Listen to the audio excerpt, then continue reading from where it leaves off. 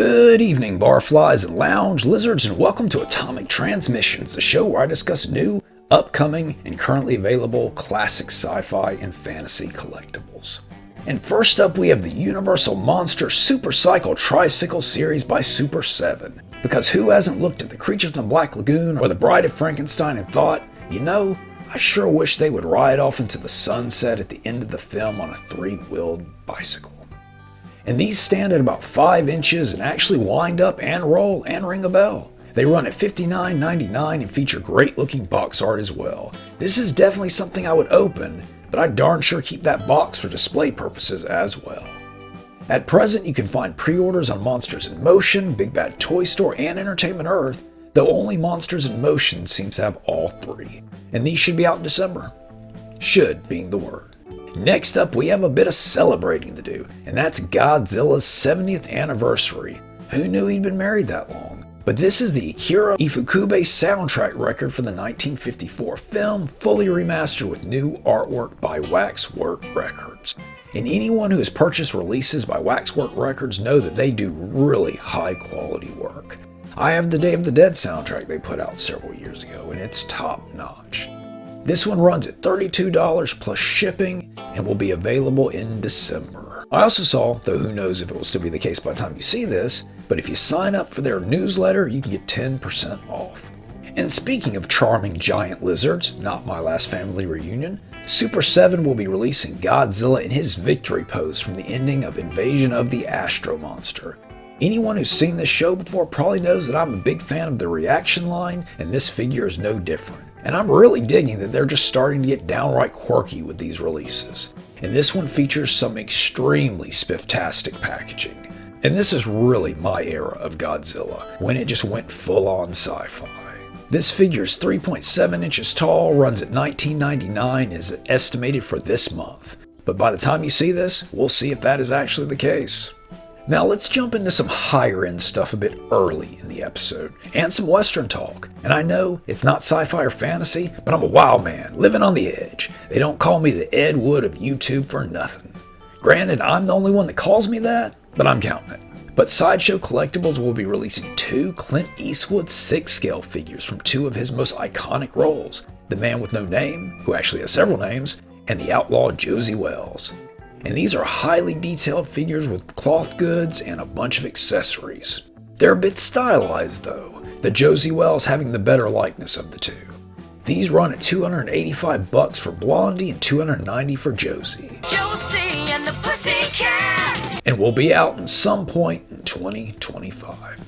Let's get back to something a bit more reasonably priced. The Fresh Monkeys and the Dead Man's Deal Agent Carter, codenamed the Phantom, 12th scale Big Bad Toy Store 25th anniversary exclusive action figure. And hot dog, I got through that on one take. This is an original figure for an original toy line by Fresh Monkey Fiction. If there's some kind of other media, I'm currently unaware of it. But this guy is just awesome. A monkey with an eye patch. What more do I really need to say? He stands at 6 inches tall and comes with 2 pairs of interchangeable hands, a gun, smoke effects piece, and a briefcase. And at only $36.99, which is quite good for this type of figure, I'm really hoping this turns into a full line of G.I. Joe-esque monkey men.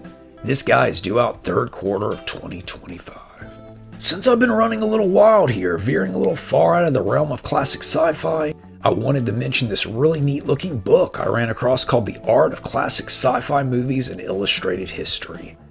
And it's basically a hardcover coffee table book featuring posters, lobby cards, and publicity photos. And from the reviews I read, it does appear to dig into some pretty obscure stuff as well. And it runs for somewhere between $35 and $40 depending where you look. I was just checking Amazon and there was a review there with a bunch of images from it. Very, very cool. Definitely check that out. Let's move into a little model kit talk, since folks seem to really dig that and I dig talking about it. Here we have the Minotaur from Sinbad and the Eye of the Tiger resin kit. When I did my Harryhausen retrospective, our bronzy buddy... I don't like mayonnaise. Yep, I reused the exact same joke. But our bronzy buddy got some well-deserved love. This kit stands at 30 centimeters or 11 or so inches for the mathly uninclined. And he runs for the Minotaur-sized price of $129.99.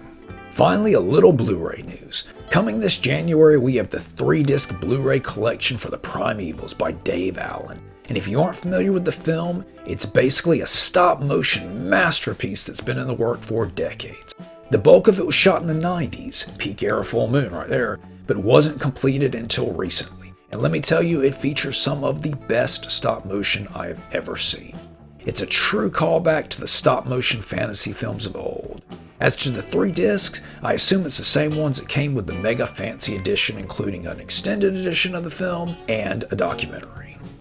Nope, thought I was done, but right when I started editing, I ran across a couple more things I wanted to discuss. And this one's actually really exciting and cool for my fellow 80s rock fans. And basically, Super 7 has started doing what they're calling the deluxe line, but they're actually kind of a more budget, scaled down re-releases of some of their Ultimates figures. And they are doing a deluxe version of the King Diamond figure, which is one I actually regret missing out on the first time around. And these run at about $35, which is a far better price point than the $55 of normal Ultimates, which I appreciate all the stuff the normal Ultimates come with, but generally, I pick the one head and that's it. I never change out the heads. So this is just a nice alternative to that. And being a big King Diamond fan,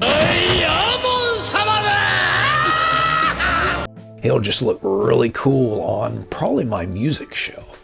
And next, even though it's not new, I wanted to mention a Mock Times Monstars line of the Humanoids of the Deep figures. Why wouldn't you want an action figure from the world's sleaziest Creature from the Black Lagoon inspired film?